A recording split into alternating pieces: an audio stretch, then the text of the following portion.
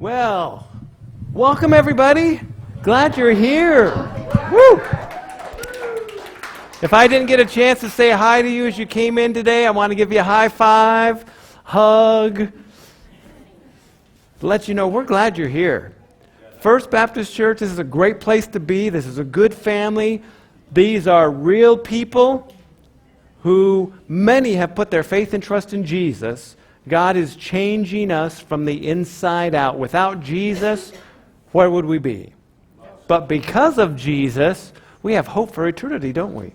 In this crazy mixed up world, there is hope because of Jesus. Well, I wanted to take just a few minutes this morning because I have not been in this picture for a number of weeks.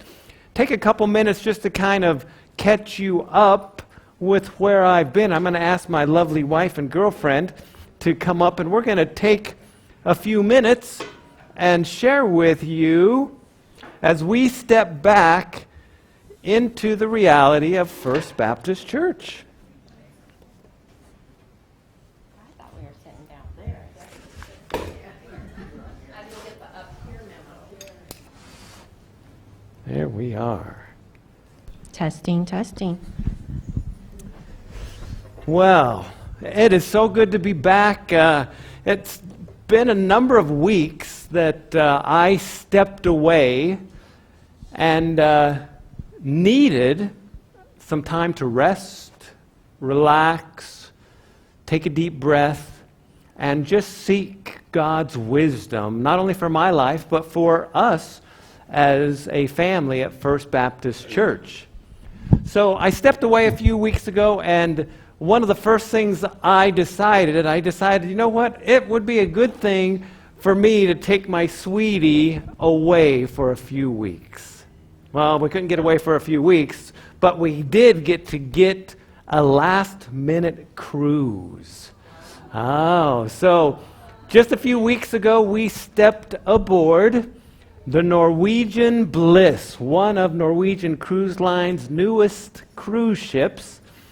And we flew up to Seattle and headed to Alaska for a few days, which was very much needed for both of us. Just time to get back, sit down, relax, enjoy each other's company, have fun, do all the fun things you do on a cruise, and very much needed for me. And what a good way for me to start to just prepare myself for the next few weeks as I thought about what God would have for us. So I don't know how many of you have been to Alaska on a cruise, but this has been a dream for us to do for many years. And so it was a blessing that we got to do that. We have always lived in beautiful places. We lived in Colorado. We've lived here.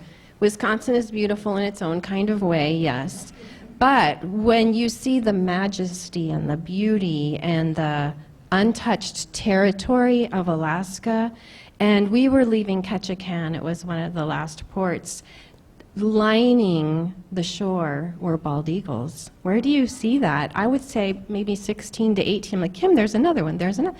And whales, it's just undeniably beautiful, and just to see the majesty of what God's created that's been untouched by man, most of it. We've never had a balcony. That's like a splurge we've never done. But to be going along the coast and viewing that beauty the whole way, it was amazing. That was a highlight, but I think even more for me is Kim and I have been living in bubbles that are busy and separated and going and bouncing in so many different directions. So for him to start this sabbatical and for us to take a deep breath and to reconnect in many different ways, that was a very good way for us to start his 2 months off. I did work while he was gone, not nearly as much as I normally do. That gave him time to work because I was gone. But just that reconnection was great for us. Yeah.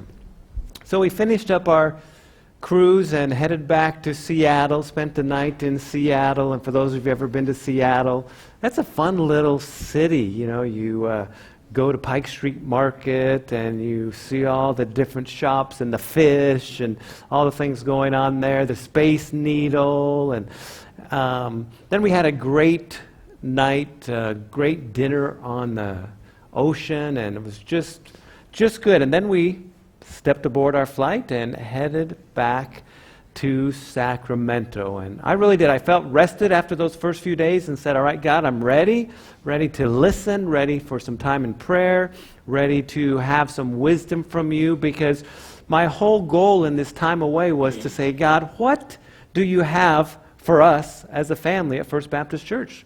How do we prepare for this crazy and mixed up future that we are looking at, not only in our country, but in our world? And so it was very beneficial for me to step back in and just to begin to think about us and what God would have for us. So when we got back to Seattle, one of the first things I did was contact people that he went to college with who are also pastors and have been in ministry as many years. I can't say more because you graduated at the same time. But asked them, how was God challenging them? What books had they been reading that had challenged them and fed them? Because I think sometimes in ministry, you're so busy and focused on what you're doing. I think a fresh perspective is good, so they gave good recommendations for Kim to read. So I ordered a bunch of books, and he did a lot of reading. So as we were back, and I was praying and thinking, it was one night, I was working on my computer, we had had dinner, and one of the things I try to do to the best of my ability is when Gayle's cooked dinner, I want to try and clean up the kitchen, do the dishes, etc. So I'd been on my computer, and I happened to keep my glasses on for some reason. I usually don't do that, because when I'm working on my computer, I always take my glasses off so I know where they are. Because how many of you who wear glasses go, where did I put my glasses? So I always keep them there on my computer. But that night I didn't.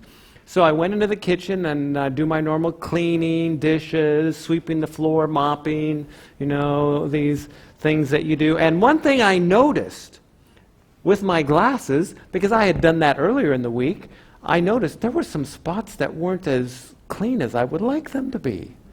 And I thought, what in the world? So I took off my glasses and I go, oh, no wonder. I need to keep my glasses on more often while I'm cleaning, because what that allows me to do is, guess what? See things, and to see them more clearly. I shared that with you because that's a great example of what this time away has been for me. It's like it's allowed me to put my glasses on and see some things very clearly. Some things that God is speaking to me in my own personal life, in our marriage, and having to do with this family and where we are headed in the future.